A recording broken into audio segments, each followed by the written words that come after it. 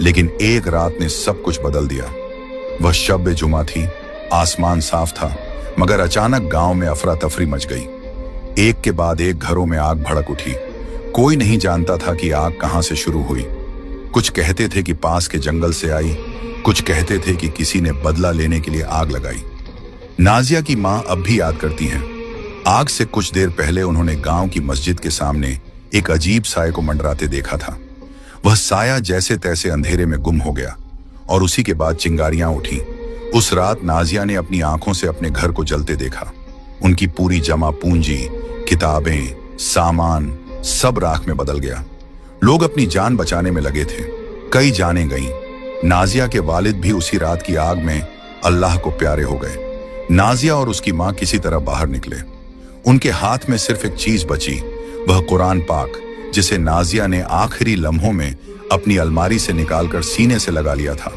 उस हादसे के बाद उनका सब्र और ईमान कमजोर नहीं हुआ, बल्कि नाजिया की मां कहती, शुक्र करो बेटी, अल्लाह ने हमें जिंदा रखा और कुरान को हमारे साथ रखा।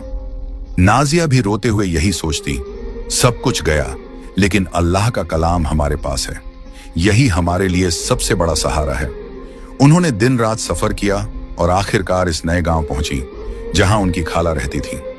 उनके पास ना माल बचा, ना घर, बस उम्मीद बची थी और ईमान। उस रहस्यमयी मदरसे के पीछे जो जिन्न था, वह कोई साधारण शरारती मखलूक नहीं था। उसका नाम ज़ाहिक था और कभी वह अल्लाह का नेक बंदा हुआ करता था।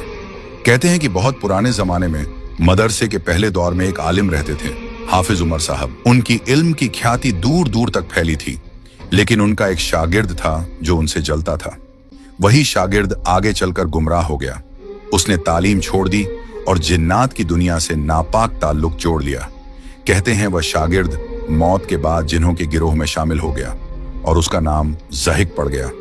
जब मदरसे में आग लगी थी, लोगों को यह बस एक हादसा लगा, लेकिन असल में ज़ाहिक ने उस रात अपनी नफरत और हसद की वजह से आग लगाई थी।